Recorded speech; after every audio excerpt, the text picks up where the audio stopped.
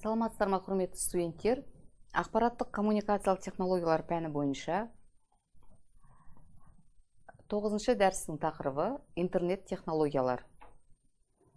Дәрістің мақсаты интернет ауқымды желісі мен оның технологияларының негізгі ұғымдарын зерттеу. Дәріс жоспары: бірінші, интернеттің негізгі ұғымдары; екінші, URI ресурстарының әмбебап идентификаторлар жүйесі; үшінші, домендік атаулар жүйесі, DNC қызметі; төртінші, веб технологиялар; бесінші, электрондық почта; алтыншы, хабарламалардың форматы мен хаттамаларына тоқталатын боламыз. Интернеттің негізгі ұғымдарына тоқталатын болсақ, жалпы интернет ол миллиондаған компьютерлерді желілердің өте үлкен желісіне біріктіретін әлемдегі ең үлкен және белгілі желі екендігін сіздер жақсы білесіздер. Яғни интернет сөзі бұл халықаралық желі деген сөзді білдіреді. Интернет бүкіл әлемнің компьютерлер серверлерінің жиынтығы. Бұл желі ақпаратты сақтайтын серверлер және басқа компьютерлерден ақпарат алуға болатындықтан клиент сервер болып табылады. Интернет миллиондаған тұтынушылар мен серверлерден тұрады, ал ақпарат көлемін бағалау мұнда мүмкін емес екендігін сіздер оны тағы да білесіздер.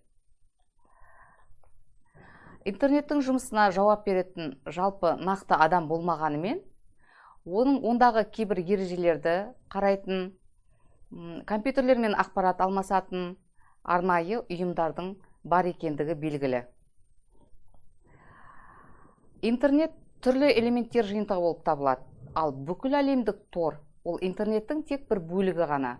Интернет сізге қажет ақпаратты желіге біріккен миллиондаған компьютерлерден алуға мүмкіндік беретін бірқатар құралдарды ұсынады. Бұл құралдар қарапайым немесе жеткілікті күрделі бола алады. Соның ішінде, мысал үшін, файлдарды жіберу. Бұл яғни файлдарды бір компьютерден екінші компьютерге көшіреді. Интернет арқылы файлдарды тасымалдау хаттамасы сияқты мәліметтерді тасымалдайтын арнайы басқарушы қағидалар немесе хаттамалар бар. Аталып отырған бүкіл әлемдік тор www бұл веб-сервер арқылы миллиондаған электрондық құжаттардың бір-бірімен байланыстарының бірігуі. Веб кеңістігін құрайтын жекелеген құжаттар веб-беттер деп аталады. Тақырып бойынша біріктірілген осы веб-беттер тобы веб-түйінділер деп аталады. Ал веб-беттерді көруге арналған программаларды біздер браузерлер деп атаймыз. Интернет жалпы желілердің желісі стандарттандырылған хаттамаларды қолданатын компьютерлік желі және 50 мыңнан астам желілерді біріктіреді. Ал клиент басқа компьютерден немесе бағдарламадан деректерді, ресурстарды, қызметтерді немесе өңдеуді сұрататын пайдаланушы немесе компьютер немесе бағдарлама болуы мүмкін. Интернеттің келесі ұғымдарының бірі интранет. Бұл интернеттің бағдарламалық жасақтамасын, технологиясын, стандарттарын пайдаланатын ішкі корпоративтік желі болып табылады. Ал контент келесі ұғымдардың бірі. Бұл контент ақпараттық жүйенің немесе веб-түйіннің кез келген ақпараттық маңыздық толтырылуы. Яғни ол мәтін болуы мүмкін, графика болуы мүмкін, немесе мультимедиа болуы мүмкін. Келесі негізгі ұғымдардың бірі сервер.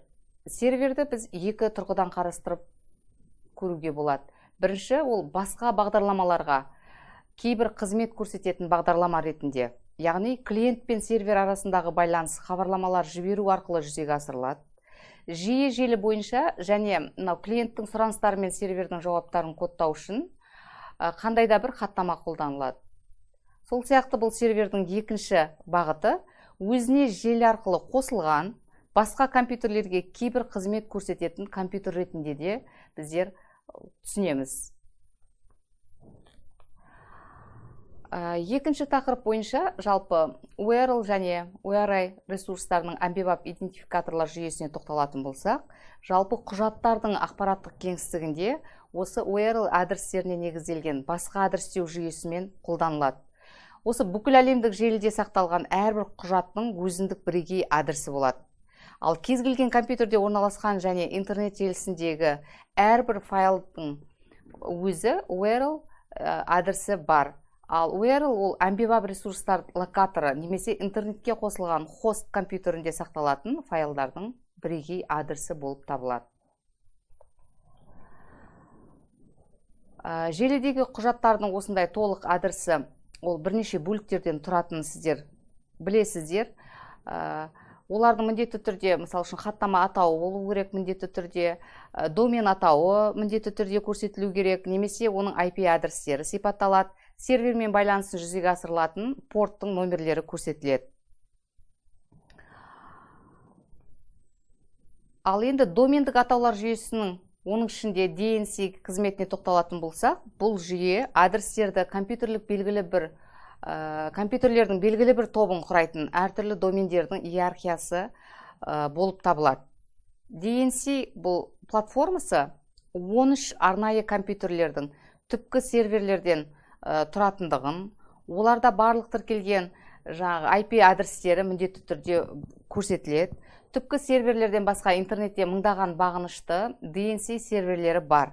Әрбір сервер домендік атаулар ағашының өзіндік бөлігі болып табылатын аймаққа жауап береді. Төмендегі деңгейлі домендер үшін жауапкершілік басқа, мысалы үшін DNC серверлеріне берілген. Домендік атауларды құру ережелері IP тағайындауға қарағанда өте қатаң емес, бірақ оның арнайы құрылымы бар. Мысалы, Құдайберген Жұбанов атындағы Ақтөбе өңірлік университетінің серверінің домендік атауын сіздер www.arsu.edu.kz екендігін білесіздер, яғни ол бірнеше бөліктерді қамтиды. Яғни, мысалы, алғашқы www бұл дүниежүзілік ғаламтор серверіне тиісті екенін білдірсе, ал келесі Arsu бұл жағдайда ұйымның атауын қамтитын үшінші деңгейлі домен екендігін білдіреді, ал Edu бұл жағдайда Қазақстанның барлық білім ұйымдарын біріктіретін ұйымның домендерінің бірі, яғни бұл екінші деңгейлі домен болып табылады. KZ бұл жағдайда Қазақстанның аумақтық домені, жоғарғы деңгейлі домен бұл. Келесі бөлім, яғни веб технологияларға тоқталайық. Оның ішінде HTML гипермәтіндік тілі. Бұл ақпараттық веб серверлерді толтыруға арналған гипермәтіндік тіл.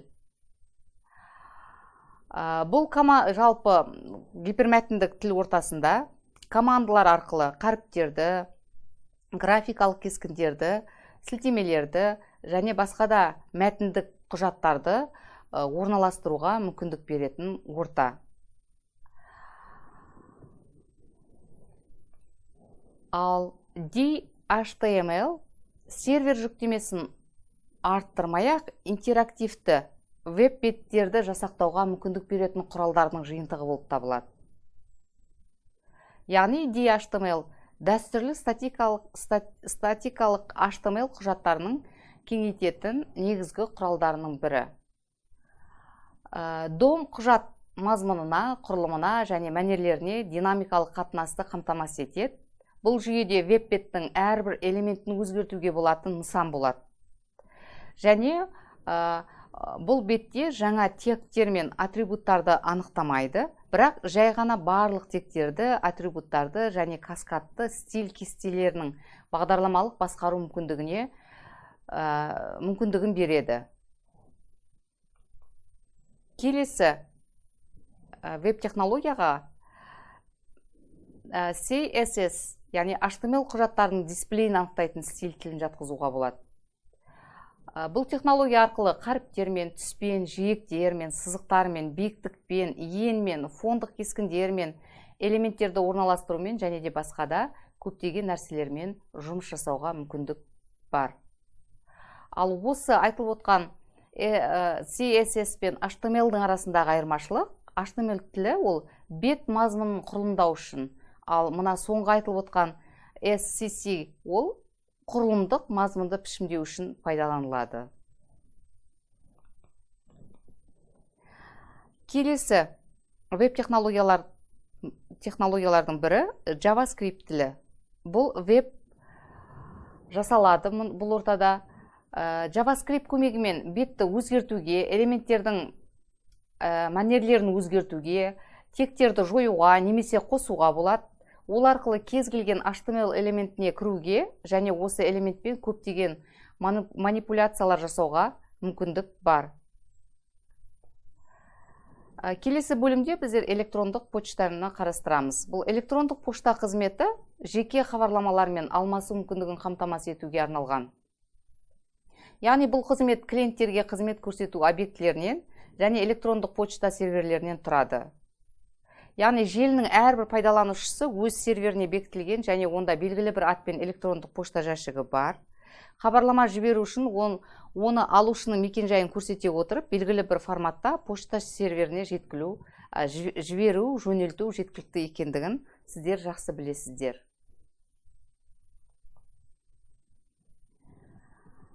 Сол сияқты осы электронды почтаның ең үлкен қызмет көрсететін провайдерлерін атап көрсетуге болады. Соның ішінде мысал үшін Gmail, Mail.ru-ды атап көрсетуге болады.